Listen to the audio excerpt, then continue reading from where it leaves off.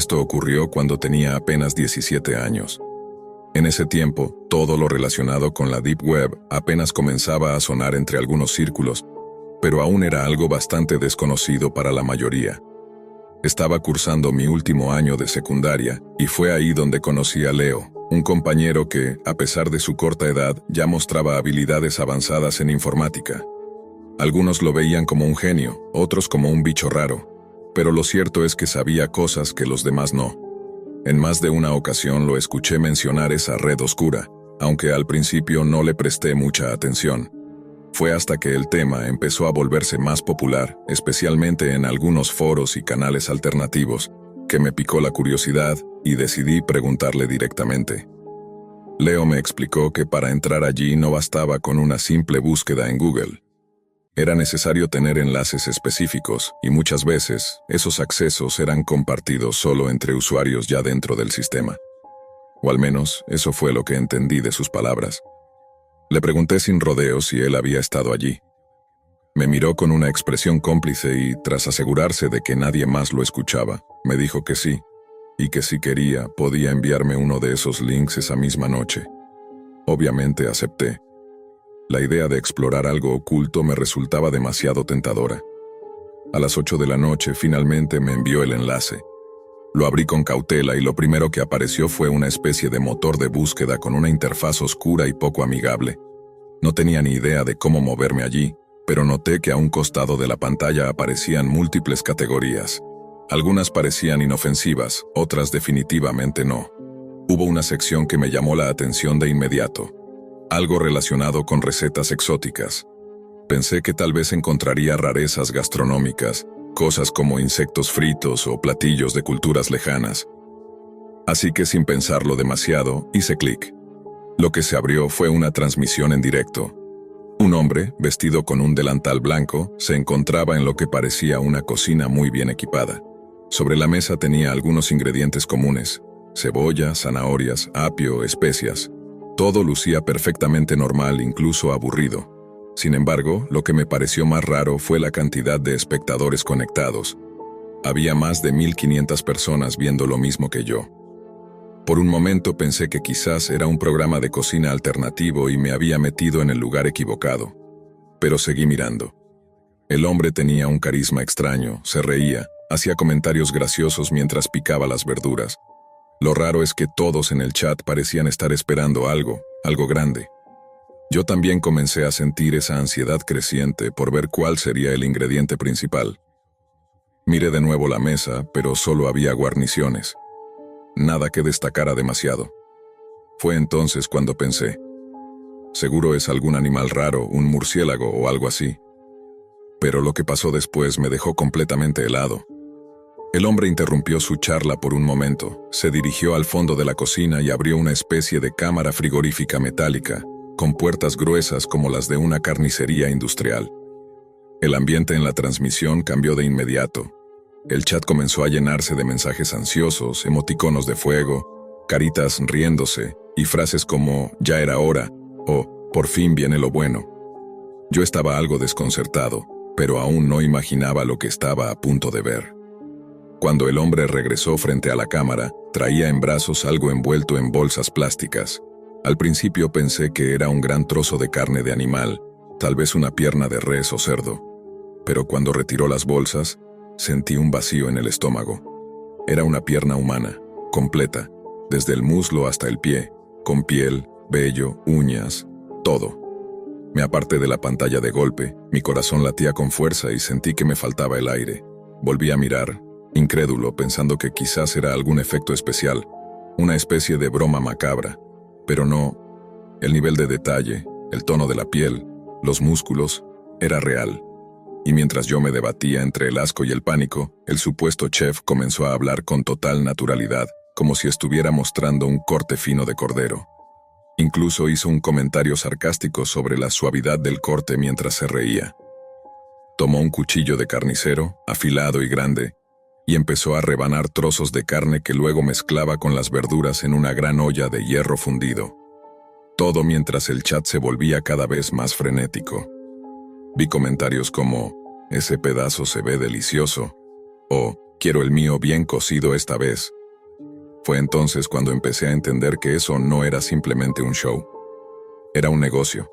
Uno turbio, enfermizo y real. Salí de la página de inmediato, cerré la laptop con violencia y me quedé sentado en la cama, en silencio, sintiéndome sucio.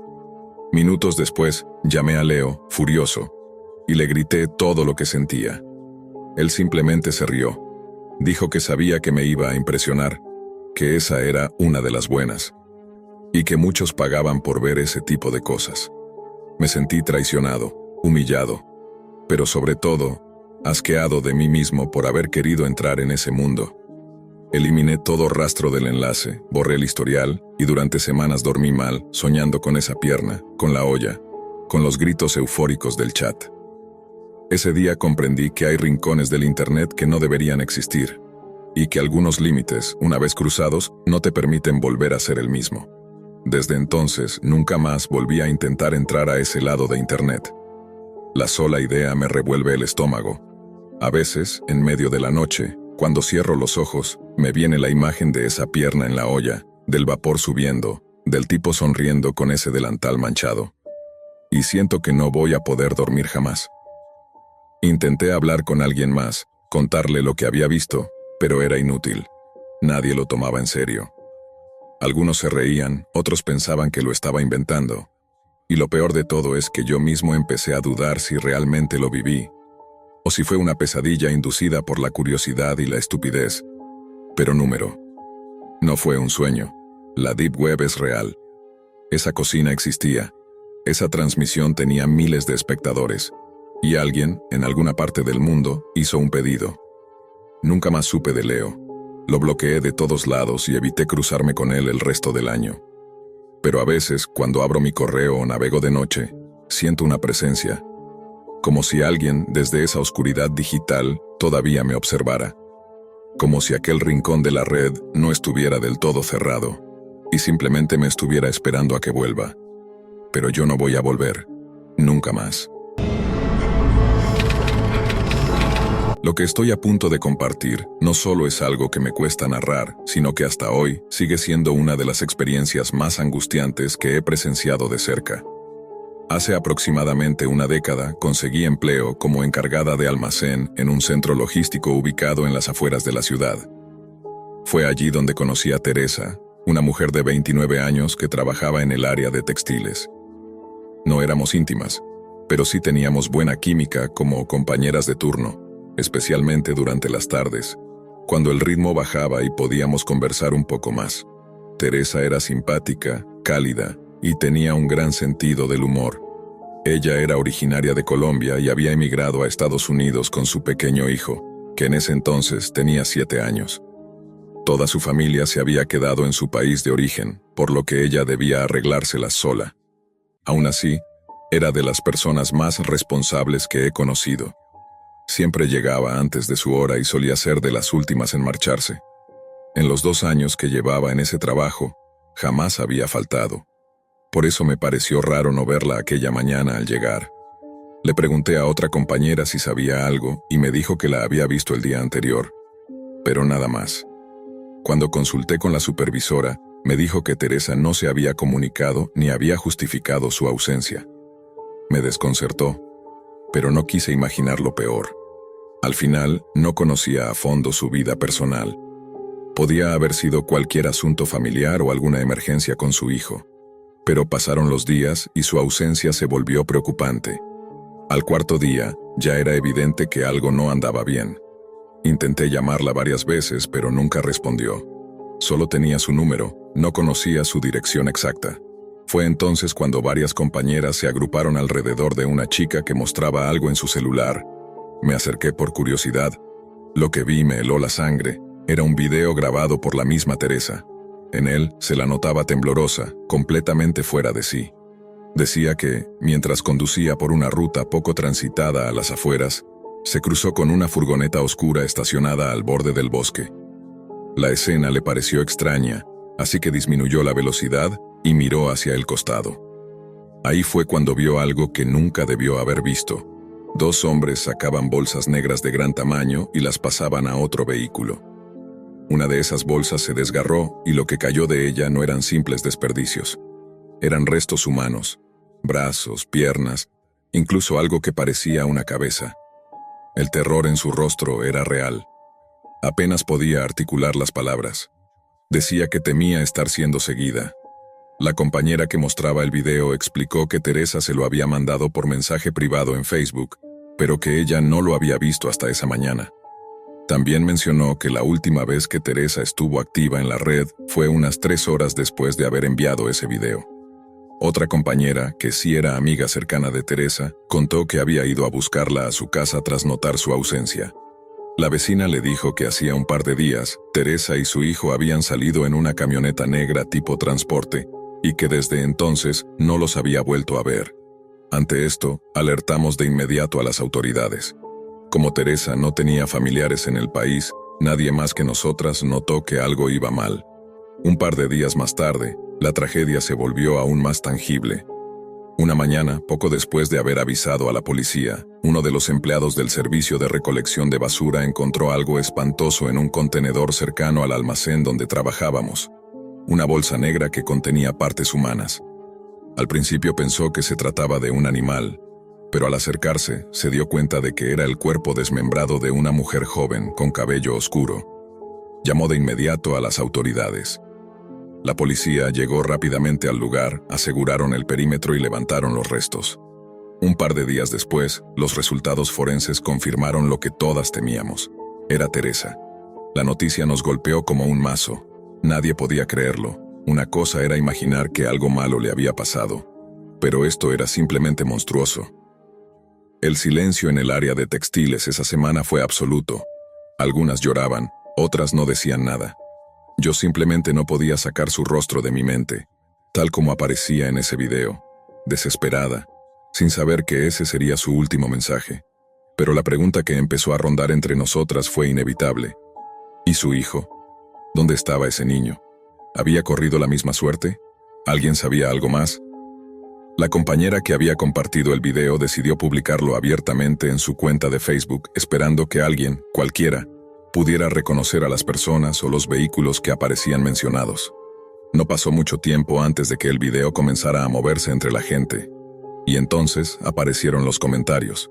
Uno de ellos decía: «Pobre mujer, se cruzó con los recolectores de carne de la Deep Web. Vio lo que no debía. Era obvio que la iban a callar». Y otro más, todavía más perturbador, decía: «Ojalá no tuviera hijos, porque si los tenía seguramente ya están en los catálogos, o peor, en los videos». Ese último comentario tenía más de 250 respuestas. Yo las leí una por una. Lo que fui descubriendo a medida que revisaba esas respuestas me dejó paralizada. Había personas que decían conocer cómo funcionaban esas redes ocultas. Comentaban que muchas de las mafias que operan en la web oscura cuentan con vehículos que recorren ciudades enteras recolectando mercancía, como ellos lo llaman. Mujeres, niños, incluso hombres, son capturados, vendidos o intercambiados entre personas con muchísimo dinero que buscan cosas más allá de lo imaginable. Según decían, muchos de ellos ni siquiera desaparecían oficialmente. Simplemente se esfumaban del sistema. Y lo peor, algunos comentarios afirmaban que esos cuerpos que Teresa vio eran parte de una red de distribución que graba y transmite contenido macabro a través de la Deep Web. Lo que ella presenció no fue un simple crimen, fue el transporte de víctimas humanas para ser exhibidas como mercancía o como material de entretenimiento en sitios inaccesibles para el común de la gente. Lo más siniestro de todo es que mientras más leía, más comprendía que esto no era un caso aislado. Había usuarios hablando de otras mujeres desaparecidas en circunstancias similares. Algunos incluso afirmaban haber visto videos grabados en condiciones tan atroces que no se atrevían a describirlos con detalles. Y aún así, lo más desconcertante no fue eso. Fue descubrir que todos los mensajes que mencionaban el nombre de Teresa, o describían lo ocurrido, comenzaban a desaparecer del hilo. Mi compañera juraba que no los estaba borrando. A cada rato se eliminaban comentarios, enlaces, perfiles, como si alguien detrás de todo eso estuviera monitoreando y limpiando cualquier rastro que pudiera guiar a una verdad más grande. Además, A pesar de que la policía había recogido los restos y hasta vio el video, ningún medio de comunicación cubrió el caso, ni una sola nota, ni una mención en prensa o en redes oficiales, como si simplemente no hubiera pasado. Con el pasar de los días, el caso simplemente se fue desvaneciendo. No hubo más noticias. Las autoridades no ofrecieron ninguna actualización. Ni siquiera se dignaron a explicar públicamente qué había pasado con Teresa. Y lo más doloroso de todo fue que jamás se supo nada sobre su hijo. Era como si se lo hubiera tragado la tierra. Las compañeras más cercanas insistieron en contactar a medios locales, incluso a reporteros independientes, pero nadie quiso involucrarse. Algunos dijeron fuera de cámara que había cosas que era mejor no remover, y otros simplemente colgaban sin responder. Todo parecía demasiado delicado, como si alguien detrás de este asunto tuviera el poder suficiente para silenciarlo todo. La última vez que hablé con la amiga que publicó el video, me dijo algo que todavía me cuesta procesar. Aseguraba que había recibido un mensaje desde un perfil anónimo, sin foto, sin nombre, con solo una línea. El video ya fue tomado. No insistas, por tu bien. Después de eso, lo eliminó todo. Cerró su cuenta, dejó el trabajo y se mudó a otro estado. No quiso decirme a dónde. Solo me pidió que no volviera a hablar de esto. Y aunque yo también quise olvidar, no he podido. Cada vez que veo una furgoneta negra en la carretera, me viene un escalofrío. Cada vez que escucho historias de personas desaparecidas sin explicación, no puedo evitar pensar que la red oscura sigue funcionando bajo nuestros ojos, invisible pero letal. Me atormenta imaginar qué fue del niño. Si está vivo, si lo mantienen en algún lugar, si fue vendido como otros tantos, o si ya forma parte de esos horrores que circulan en silencio por las entrañas de la Deep Web. Eso es lo que no me deja dormir. Porque mientras nadie diga nada, esto seguirá pasando, y nadie sabrá jamás. Lucía y yo nos conocimos cuando apenas éramos adolescentes. Lo nuestro fue una conexión inmediata, de esas que no necesitan explicación. Comenzamos a salir al poco tiempo y desde entonces no nos separamos. Con los años, nuestro vínculo se fue fortaleciendo. Estudiamos la misma carrera, íbamos a todos lados juntos. Para muchos podía parecer una relación dependiente, pero para nosotros era lo natural. Después de 7 años juntos, decidimos comprometernos. Yo pensaba en algo discreto, familiar, pero Lucía quería una celebración grande, con invitados, música, y todo lo que pudiera hacer de ese día algo memorable. Aunque no compartíamos la misma visión, acepté. El único obstáculo era el dinero. Nuestros trabajos apenas cubrían lo necesario y los ahorros no alcanzaban. Así que decidimos esperar y guardar lo más posible. Fue entonces cuando apareció la oportunidad. Lucía recibió una oferta laboral para trabajar en Seúl, como asesora de comunicación en una empresa que buscaba expandirse hacia América Latina. La paga era excelente, suficiente para cubrir casi toda la boda.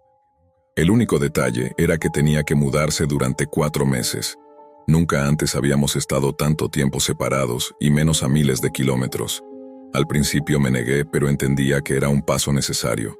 Así que ella hizo las maletas y se fue. Poco después me contó que compartiría apartamento con una colega llamada Naomi, una joven japonesa que trabajaba en el mismo proyecto.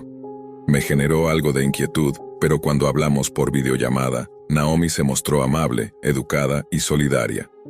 Pedí su número, por si alguna vez no podía comunicarme con Lucía. El cambio de horario fue un desafío, pero me acostumbré. Me despertaba todos los días a las 3 de la mañana para poder hablar con ella a las 5 de la tarde, hora de Corea.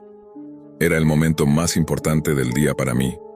Una tarde, Lucía me dijo que su empresa iba a hacer una fiesta de disfraces. Estaba muy entusiasmada, iría con Naomi. No le vi nada malo, era justo que se distrajera después de tanto trabajo.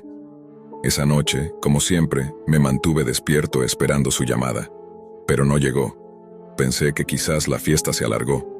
Para pasar el rato empecé a revisar redes sociales, hasta que entré a un grupo que seguía hace tiempo.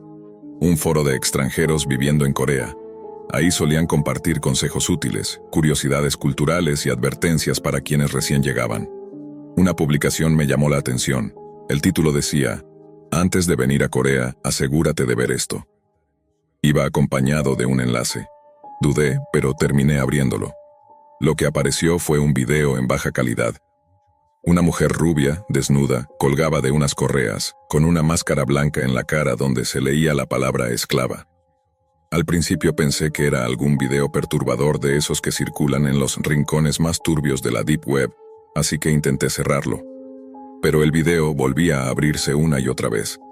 Finalmente ocupó toda la pantalla, y entonces entró en escena un hombre. Llevaba una máscara de samurái y sostenía una katana. Todavía creía que era algún tipo de montaje hasta que el sujeto levantó el arma. Y lo hizo. Lo que ocurrió a continuación fue tan grotesco, tan real, tan crudo, que sentí el estómago revolverse. Me quedé helado, paralizado, sin poder quitar los ojos de la pantalla. El tipo saludó a la cámara, justo como si supiera que lo estaba viendo. En ese momento, mi mente se fue directo a Lucía. La llamé. Una vez. Otra. 20 veces. Nada. Luego llamé a Naomi. Tampoco respondió. Entonces abrí las historias recientes de Lucía. Había subido varias fotos de la fiesta. Y ahí estaban ella y Naomi, felices, entre decenas de personas disfrazadas. Pero había un detalle que me hizo temblar. En el fondo de varias fotos, en distintos ángulos, aparecía el mismo hombre con la máscara de samurái del video, parado, mirándolas. Siempre en las sombras, pero inconfundible. Grité, me desesperé, volví a llamar. Nada. Y de pronto, el teléfono vibró. Era una videollamada de Lucía. Corrí a contestar con el corazón golpeando el pecho como un tambor. Pero lo que vi al otro lado de la pantalla fue lo más horrible que he presenciado en mi vida. La imagen en la pantalla mostraba una habitación con luces tenues y paredes vacías. Allí estaban Lucía y Naomi, de pie, una al lado de la otra, con las manos atadas a la espalda y una cinta en la boca, vestidas solo con camisones blancos que parecían de hospital. Sobre sus rostros, las mismas máscaras blancas del video, con la palabra esclava escrita en letras rojas, mal trazadas, como con un marcador grueso. Y a su lado, él, el hombre con la máscara de samurái. Sostenía la misma katana que había usado en el video. Pero esta vez no estaba grabado. Me miraba directamente a través de la cámara, en vivo. Mi cuerpo se bloqueó por completo. No podía moverme ni gritar, solo lágrimas corriendo sin control por mis mejillas mientras mis manos temblaban con el teléfono. Entonces el hombre levantó un cartel hecho a mano, escrito con plumón negro sobre una hoja blanca. Decía, «Hagamos un trato». Desesperado, asentí sin decir nada. Balbuceé palabras que ni yo entendía, rogando que no les hiciera daño, que lo que fuera que quisiera, lo haría. Acto seguido levantó otra hoja.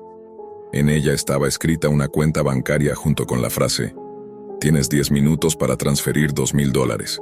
Y abajo, en letras más pequeñas, «Si no lo haces, estas 2 se convertirán en 4». La amenaza no necesitaba explicación. Corrí al computador, abrí la banca en línea. Nuestras cuentas de ahorro para la boda aún tenían algo más de esa cantidad. Con las manos sudadas apenas podía escribir. Me equivoqué varias veces con el número de cuenta.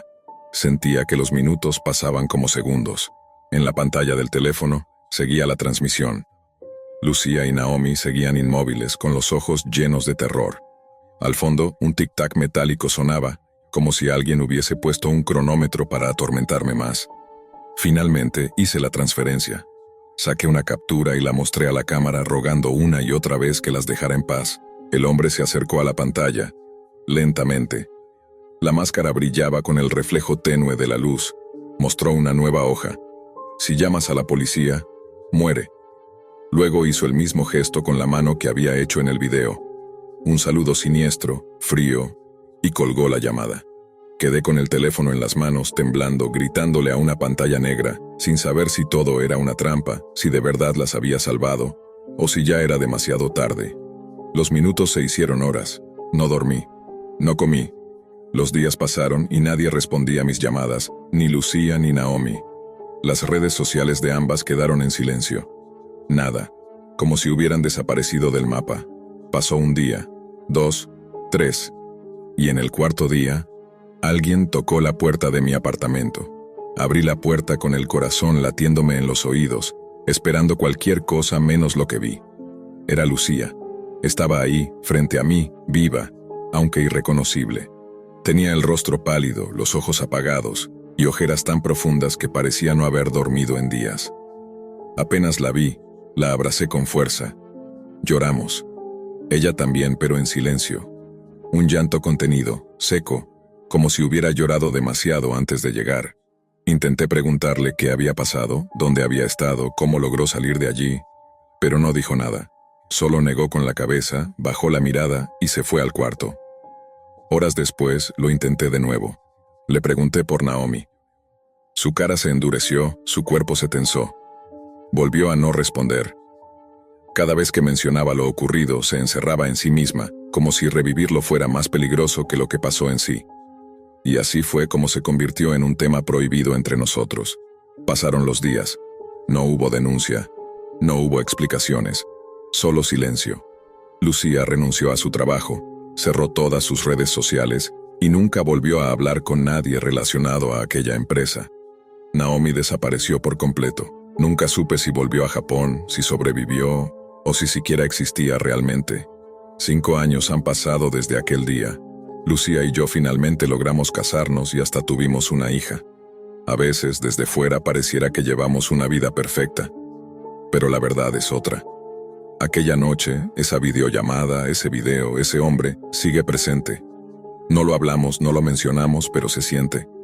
Como una sombra que no se va, como un trauma que vive en el fondo de nuestros gestos, en nuestras pesadillas, en nuestra forma de mirar hacia atrás. Hay momentos en los que la encuentro parada frente al espejo, inmóvil, tocándose la muñeca como si aún sintiera la presión de las cuerdas. Y hay noches en las que me despierto empapado en sudor, esperando ver otra vez esa máscara de samurái en mi pantalla.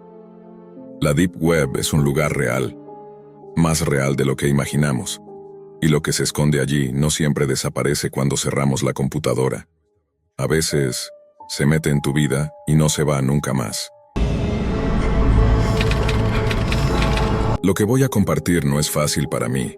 Es algo que llevo arrastrando en la conciencia desde hace años como una losa, un recuerdo que me duele y me avergüenza. No busco justificación, solo contar la verdad.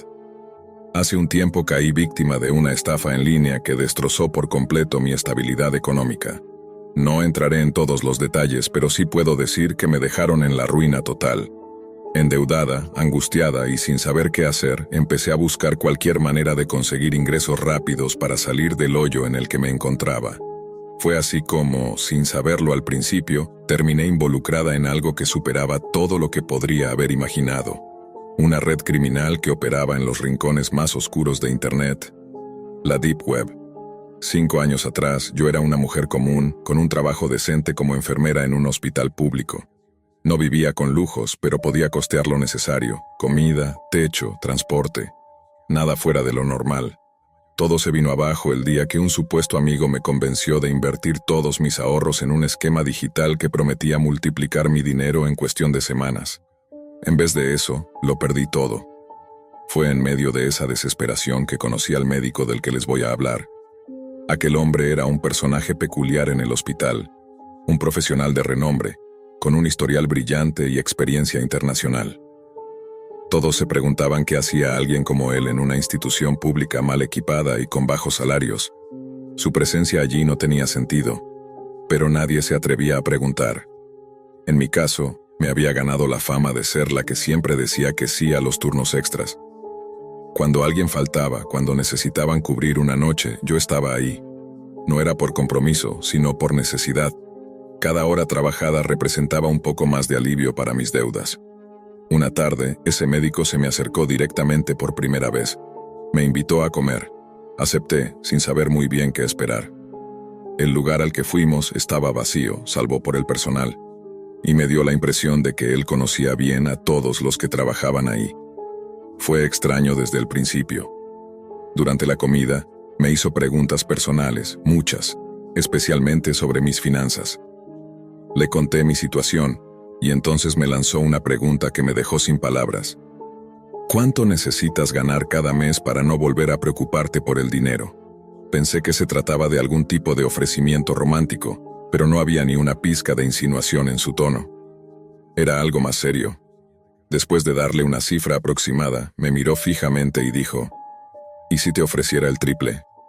¿Qué estarías dispuesta a hacer? Su mirada era fría, su voz calculada. Me sentí inquieta, pero también atrapada. Recordé un consejo de mi infancia. Las oportunidades no vuelven. Así que le respondí, con algo de duda, pero con más necesidad que miedo. Haría casi cualquier cosa. Él sonrió de forma escalofriante, como si esa fuera la respuesta que estaba esperando. Y entonces me explicó lo que realmente buscaba de mí. Me dijo que en el hospital, además de él, había otros 2 médicos y varias enfermeras implicadas en un esquema que no tenía nada que ver con la medicina tradicional. No trabajaban con la morgue directamente, pero sí necesitaban a alguien que pudiera moverse por el hospital sin levantar sospechas. Alguien como yo. La operación era tan siniestra como precisa. Cuando un bebé nacía sin vida, uno de los médicos lo llevaba directamente a la morgue. Mientras tanto, otro médico asistía a un segundo parto con apoyo de una enfermera de confianza. A esa madre le hacían creer que su bebé había nacido muerto, aunque no fuera cierto. El registro se duplicaba. 2 bebés muertos. 2 historias, pero un solo cuerpo sin vida. Yo debía colaborar en la manipulación de esos datos, mostrar el mismo cadáver a ambas familias, asegurarme de que no hubiera preguntas incómodas. Y una vez completado ese trámite, debía sacar al recién nacido que en realidad estaba vivo por una puerta trasera.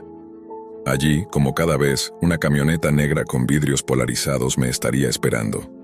Colocaría al bebé en el maletero, cerraría la puerta y regresaría al hospital. Como si nada hubiera pasado. No pude evitar preguntarme, aunque no en voz alta, qué hacían luego con esos bebés. Pero él no me lo dijo.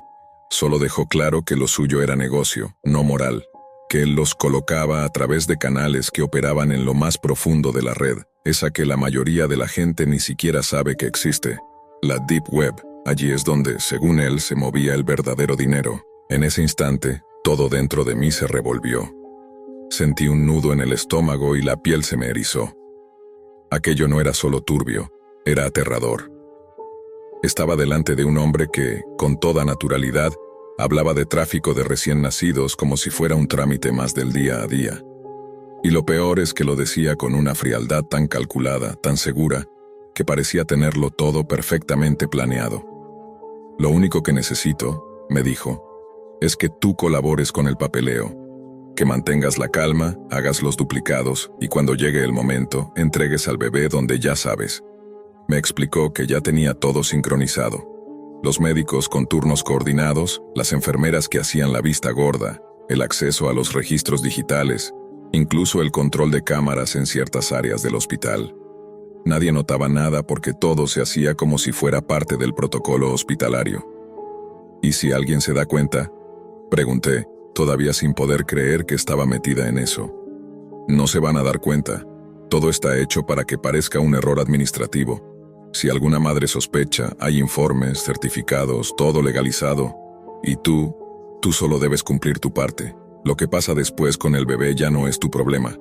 La frialdad con la que lo decía me helaba la sangre, pero yo ya estaba atrapada. Tenía una deuda que no podía pagar, una vida que se me desmoronaba cada día, y lo que él ofrecía no era solo dinero. Era estabilidad, seguridad, y una forma, por más retorcida que fuera, de tener control otra vez. Aún así, antes de responder, le exigí claridad. Si voy a poner mi vida en riesgo, necesito saber todo. ¿Qué ganan exactamente con esto? ¿Qué pasa con los bebés? Él me miró con una expresión dura, como si le molestara tener que dar explicaciones. Yo no pregunto a mis compradores qué hacen con lo que les vendo, pero sí sé que se manejan a través de foros muy exclusivos en la Deep Web. No son clientes comunes. Estamos hablando de gente poderosa, conectada, con mucho dinero. Y tú no necesitas saber más. Cada entrega es discreta, nadie te sigue, nadie te busca. Lo único que haces es llegar al punto acordado y volver como si nada. Me habló de pagos en criptomonedas, de rutas en la Darknet protegidas por cifrados imposibles de rastrear y de intermediarios que nunca se muestran cara a cara. Era un sistema oscuro, casi invisible. Me dijo que, por cada entrega, él recibía miles de dólares, y que de eso podía repartir sin que nadie saliera perdiendo. Hay semanas en las que ni siquiera tenemos actividad, pero cuando pasa, tú ganas lo suficiente como para vivir tranquila 2 meses. Si no te interesa, puedes irte. Aunque claro, hizo una pausa. Ya sabes mucho como para simplemente olvidarlo. Ese fue el momento en que lo entendí todo. Ya no era una oferta, era una trampa. Estaba siendo vigilada, medida, probada, y ahora no podía dar un paso atrás sin consecuencias. Yo ya era parte del engranaje. No me atreví a decir que no. Lo único que pude hacer fue asentir con la cabeza mientras mis pensamientos gritaban por dentro. Me sentía sucia, débil, pero también tenía miedo, mucho miedo. Esa misma noche hice mi primera entrega. No dormí, temblaba. Lloré en el baño antes de ir a trabajar, pero me obligué a mantener la compostura. Me dieron instrucciones claras. El bebé había nacido sin complicaciones, pero la madre, una chica joven y sola, fue convencida de que su hijo había muerto por complicaciones en el parto. Una mentira fría que destruyó su mundo mientras yo me preparaba para entregar lo más valioso que tenía. Todo fue rápido. La enfermera de apoyo preparó el cuerpo de otro bebé fallecido para mostrárselo a la madre. Yo, mientras tanto, me deslicé hasta la morgue, donde me esperaba el verdadero bebé. Estaba envuelto, dormido, como si nada malo pasara a su alrededor. Lo cargué. Era tan pequeño, tan frágil, y sin embargo, lo estaba entregando a un destino que ni yo misma podía imaginar. Caminé hasta la salida trasera. Allí estaba la camioneta negra. Los vidrios polarizados no dejaban ver el rostro del conductor. Solo se abrió el maletero. Colocaron una manta. Dejé al bebé allí. Me giré. La puerta se cerró. El vehículo arrancó y desapareció en la penumbra. Volví al hospital, me lavé las manos, tomé aire y seguí con mi turno como si nada hubiese ocurrido. Aquel día, al terminar, el médico me dejó discretamente un sobre.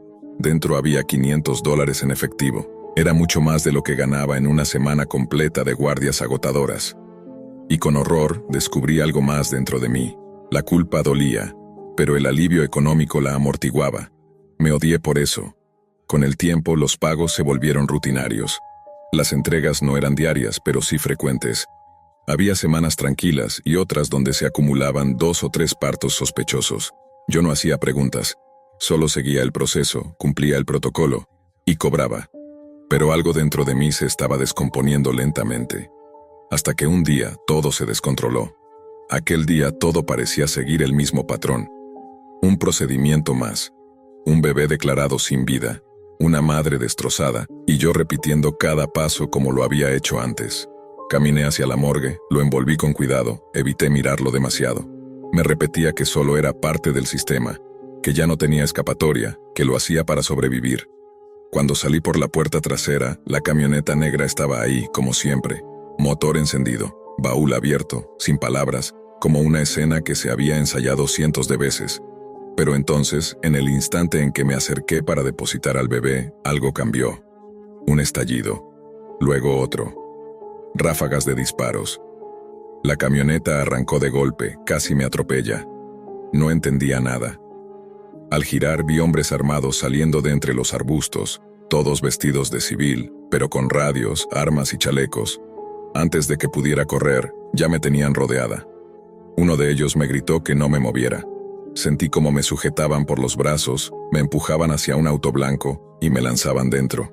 No hubo explicaciones, solo oscuridad, miedo y silencio. Me vendaron los ojos, ataron mis muñecas. El coche estuvo en movimiento durante horas. Mi cabeza daba vueltas. No podía saber si me estaban secuestrando o eliminando. Finalmente el auto se detuvo.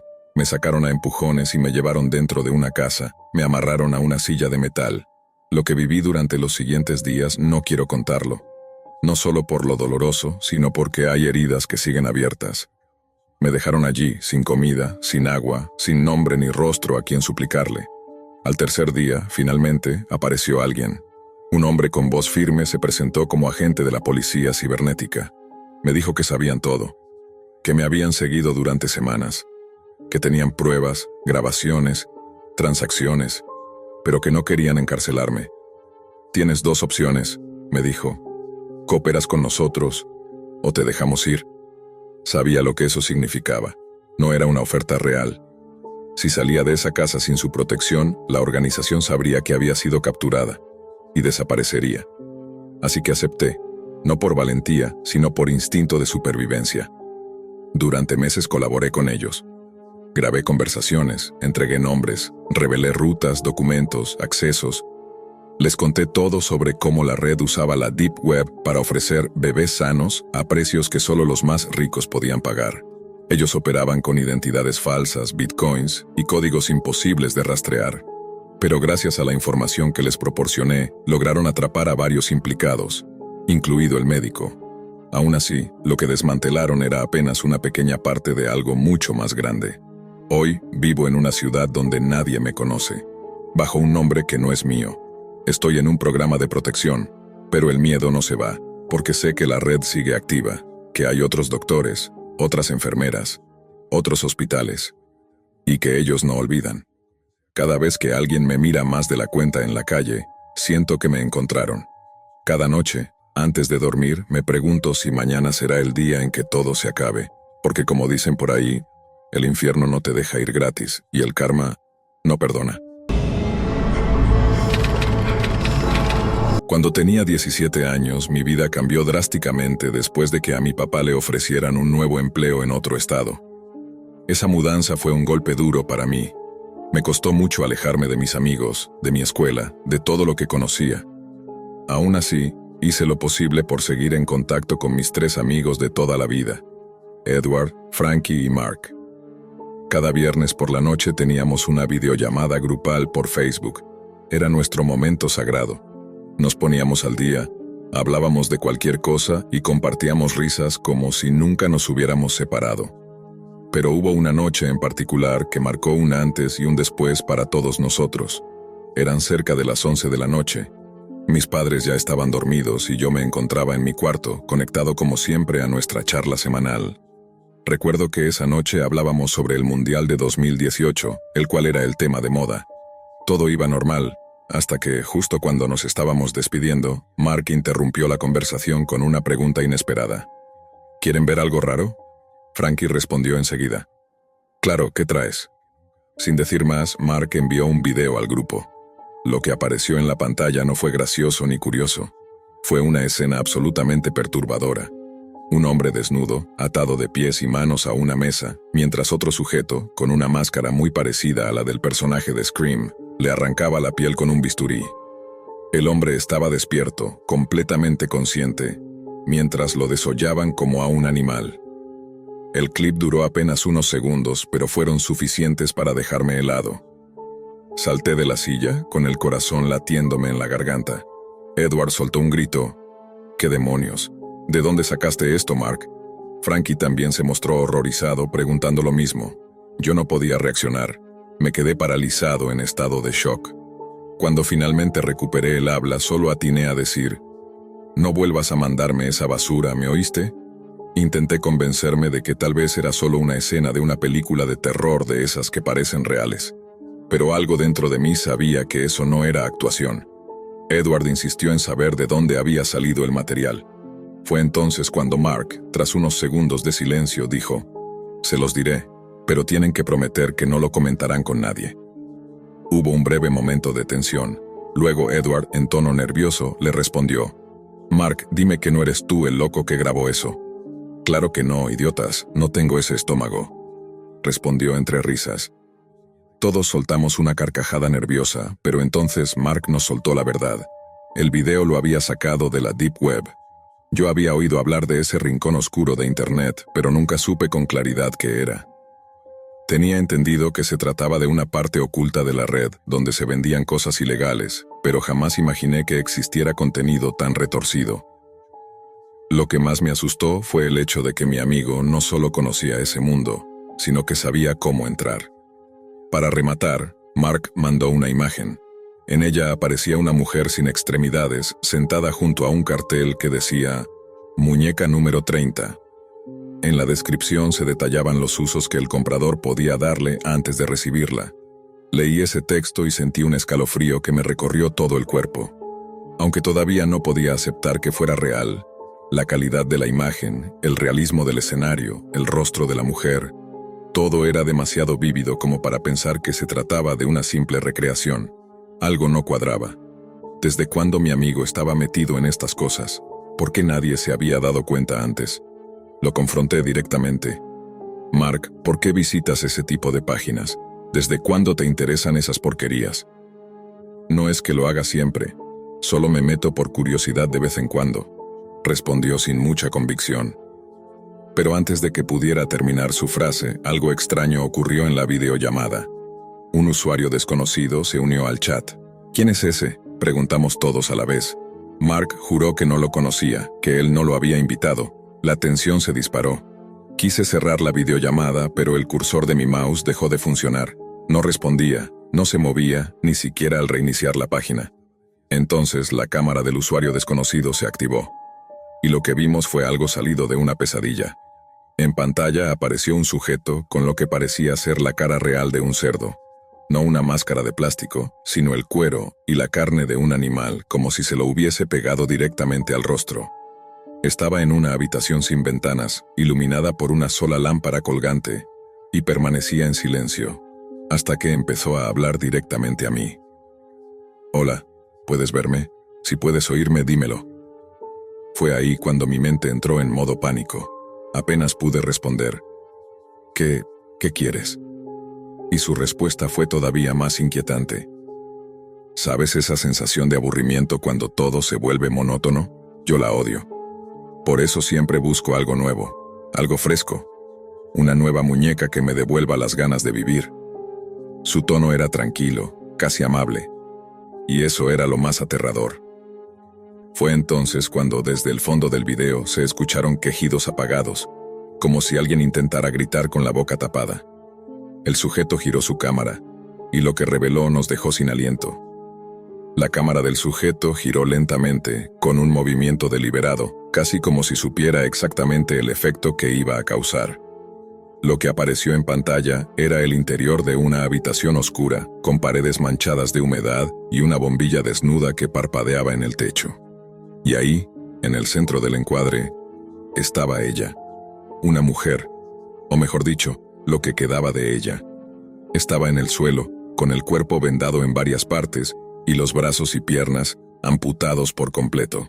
Tenía cinta gris sobre la boca, los ojos desorbitados por el miedo y una pesada cadena metálica enredada en el cuello que la sujetaba a un tubo en la pared como si fuera un animal. No estaba muerta. Se movía, con espasmos desesperados, intentando arrastrarse, agitar lo que quedaba de sus extremidades, sin lograr nada más que un leve tambaleo. Emitía sonidos ahogados, suplicantes, que atravesaban la pantalla como cuchillas invisibles. Se me encogió el alma. Fue en ese instante cuando reconocí su rostro. Era la misma mujer que había aparecido en la imagen que Mark nos había enviado minutos antes. Muñeca número 30. Pero ya no era una fotografía. Era real, estaba viva y atrapada. No podía dejar de temblar. La garganta se me cerró y el pecho se me oprimió con una fuerza que casi me tumbó al suelo. El hombre con la máscara de cerdo, que para ese momento ya no parecía solo un loco más, sino una auténtica presencia demoníaca, volvió a aparecer en el encuadre. Esta vez no estaba solo. En sus manos sostenía un hacha, un arma enorme, oxidada y vieja, pero claramente afilada. Se acercó a ella lentamente mientras la mujer intentaba retroceder como podía. Sus movimientos eran torpes, desgarradores. Parecía saber lo que venía, y también nosotros. Quise cerrar el navegador, desconectar la computadora, apagar todo, pero no podía. Era como si mi equipo estuviera completamente controlado desde otro lugar. La imagen no se iba, el video no se detenía, no había forma de escapar. «Mark, dime que esto es una broma pesada tuya», le grité por el micrófono con la voz quebrada. Pero él no respondió. Ninguno lo hizo. Las cámaras de mis amigos se habían congelado. Solo la mía y la del sujeto seguían activas. Era como si el sistema hubiese aislado a cada uno de nosotros para que presenciáramos esto en solitario. Volví a gritar: «Déjala en paz, voy a llamar a la policía, enfermo». Pero el hombre solo se detuvo por un momento, ladeó la cabeza como si me escuchara, y luego sonrió. O al menos eso parecía debajo de esa horrible máscara de piel. Entonces levantó el hacha. Yo no aguanté más. Solté un grito ahogado, salté de la silla como si me hubieran electrocutado y empecé a hiperventilar, sintiendo que me desmayaba. Tapé mis ojos con las manos, pero aún podía escuchar los sonidos. Golpes sordos, crujidos, chillidos apagados. Un concierto de pesadilla que quedaría grabado en mi mente para siempre. Me eché al suelo, encogido, llorando sin control. Quería que terminara. Solo eso. Que terminara. Y entonces, el silencio. Nada. Ni gritos, ni golpes, ni ruido alguno. Me atreví a abrir los ojos, poco a poco, todavía con miedo de lo que iba a encontrar. Miré hacia la pantalla y, para mi sorpresa, el sujeto había desaparecido. La imagen del cuarto se había ido. Solo quedaba el reflejo de mi rostro pálido en la pantalla negra del monitor. Respiraba con dificultad. Todo mi cuerpo seguía temblando. Corrí al baño, me lancé agua en la cara y, tembloroso, me sostuve del lavamanos para no caerme. Me sentía como si acabara de salir de una pesadilla, pero no lo era. Todo había sido real. Volví a mi cuarto, todavía en shock, y escribí en el chat grupal: por favor, díganme que ustedes también vieron eso. Los mensajes comenzaron a llegar. Edward: sí, estaba ahí, no sé qué fue eso. Frankie: no puedo dejar de temblar, ¿qué mierda fue esa? Mark, en cambio, no escribió de inmediato. Tardó un poco más en responder. Cuando lo hizo, simplemente dijo: yo tampoco lo entiendo. Y luego, silencio. Nadie volvió a comentar nada más esa noche, ni en las semanas siguientes. Desde aquella noche, algo en mí cambió. Durante los días siguientes intenté convencerme de que todo había sido una alucinación, tal vez un virus, un montaje, un tipo de broma digital muy elaborada. Pero por más que trataba de engañarme, había detalles que no podía negar. La voz de ese hombre, los gritos de la mujer, la sensación de que alguien, desde el otro lado, sabía que yo lo estaba mirando. Con mis amigos apenas hablamos del tema. Fue como un pacto silencioso. Sabíamos que los cuatro lo habíamos presenciado, pero nadie quería volver a mencionarlo. Era más fácil enterrarlo en la memoria y seguir como si nada hubiera pasado. Mark nunca volvió a traerlo a la conversación y yo tampoco volví a preguntarle sobre la Deep Web. De hecho, dejamos de hacer videollamadas. Se convirtieron en una tradición que simplemente desapareció. Pasaron semanas, después meses. A veces lograba olvidar por unos días lo que había visto. Me concentraba en la escuela, en adaptarme al nuevo lugar, en reconstruir algo de normalidad. Pero por las noches todo regresaba. Las pesadillas comenzaron poco después. Al principio eran vagas. Soñaba con pasillos oscuros, cadenas que se arrastraban por el suelo, y una figura con cabeza de cerdo que me observaba desde la penumbra. Me despertaba sudando, con el corazón acelerado y un vacío en el estómago. Pero conforme pasó el tiempo, los sueños se volvieron más claros, más reales. En ellos, yo ya no era un espectador. Era parte de la escena. Estaba dentro de esa habitación, las paredes sucias, el foco tembloroso, la hacha oxidada, y siempre, esa voz. Hoy es tu turno, tú eres mi nuevo proyecto. Me repetía una y otra vez. A veces, incluso antes de que me durmiera, sentía como si algo estuviera acechando detrás de la pantalla de mi computadora. Comencé a cubrirla con una manta. Luego opté por desconectarla por completo cada noche. Incluso cambié de dispositivo, pero esa sensación de ser observado nunca se fue. Lo más perturbador es que, en una ocasión, revisando los archivos temporales del navegador, no sé por qué lo hice, tal vez buscando pruebas de que todo fue real, encontré un nombre de archivo extraño guardado automáticamente en mi sistema. No era un video ni una imagen. Era solo un punto .xtx que decía: propiedad de coleccionista número A19. No lo abrí. Lo borré sin pensarlo 2 veces y desde ese día me juré no volver a husmear en nada relacionado con ese rincón oculto de la red. Si lo que vi fue una advertencia, la recibí alto y claro. Nunca le conté a mis padres. ¿Cómo explicas algo así sin parecer que estás inventando? ¿Qué clase de hijo dice: vi a una persona mutilada en vivo desde mi cuarto y no pude hacer nada para evitarlo? Es algo que se guarda, que se mastica en silencio.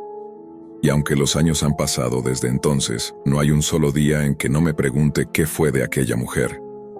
¿Estaba viva antes de que empezara el video? ¿Realmente murió? ¿Era un montaje? ¿Y si alguien más lo está viendo ahora, en otra parte del mundo, con otro número, con otra muñeca? A veces me despierto de madrugada, sobresaltado, con los ecos de esa escena aún palpitando en mi mente. Corro a encender la luz, a revisar cada rincón de mi habitación, y siempre miro con desconfianza cualquier cámara, cualquier pantalla encendida. Porque sé que una vez que alguien te ve desde ese lado ya nunca vuelves a estar solo de verdad. Después de esa noche, nada volvió a sentirse igual. Aunque el video desapareció y la computadora volvió a funcionar con normalidad, yo no volví a ser el mismo. Por fuera, intentaba seguir con mi vida como si nada hubiera pasado, pero por dentro, algo se había roto. Algo que no se puede reparar con tiempo ni con olvido. Durante las semanas siguientes, evité todo lo relacionado con mis amigos. Dejamos de hacer videollamadas. Dejamos incluso de escribirnos. Era como si esa experiencia nos hubiera dejado marcados, pero a la vez, nos hubiera separado. Y aunque nadie lo dijo en voz alta, todos entendimos que ese silencio era una forma de sobrevivir. Intenté contárselo a alguien, alguna vez. Fui a hablar con un orientador de la escuela. Dije que había visto algo horrible en internet. Pero cuando me preguntaron si tenía pruebas, si podía explicarlo, no supe qué decir. Las palabras se atascaban. La historia sonaba tan absurda, tan extrema, que hasta yo empecé a dudar de si era real o no. Pero luego, llegaban las noches, y entonces lo recordaba todo. Los gritos, la voz, el hacha cayendo una y otra vez, y sobre todo, esa sensación de haber sido observado desde dentro de la pantalla. Con el paso del tiempo, los sueños se hicieron más frecuentes. Soñaba con habitaciones cerradas, con cadenas, con pantallas encendidas que mostraban mi propio rostro, como si yo fuera el que estaba siendo grabado. Despertaba con la respiración entrecortada, empapado en sudor, revisando cada rincón del cuarto. Una noche, mientras reorganizaba unos archivos antiguos en mi laptop, encontré una carpeta que no recordaba haber creado. Dentro había solo un documento de texto con una sola frase: «Gracias por mirar. Volveremos a vernos». Lo borré de inmediato, formateé el disco duro, cambié de computadora, pero eso no cambió nada, porque lo que te deja una experiencia así, no se borra con teclas. Y aunque todos intentemos fingir que fue solo un mal sueño, una broma que se salió de control o un virus con imágenes perturbadoras, la verdad es que aquella noche alguien nos eligió. No sé si fue al azar o por culpa de la curiosidad de Mark, pero desde ese momento algo nos marcó, algo nos etiquetó. Y aunque jamás volvimos a hablar del tema, sé que mis amigos también lo sienten. Lo sé por cómo evitan mirarme a los ojos, por cómo cambian de tema si menciono la palabra videochat, por el silencio incómodo que nos une ahora más que cualquier conversación. Hasta el día de hoy, tengo una pesadilla recurrente. Siempre es la misma. Me conecto por videollamada, las cámaras de todos se encienden, y entre ellas aparece una nueva pantalla. Siempre vacía, siempre en negro. Hasta que lentamente, desde la oscuridad, surge esa máscara de cerdo. Y entonces despierto, jadeando, con el corazón a punto de estallar, porque sé, aunque intente negarlo, que él sigue ahí, esperando, porque hay lugares de los que no se vuelve, y la Deep Web es uno de ellos.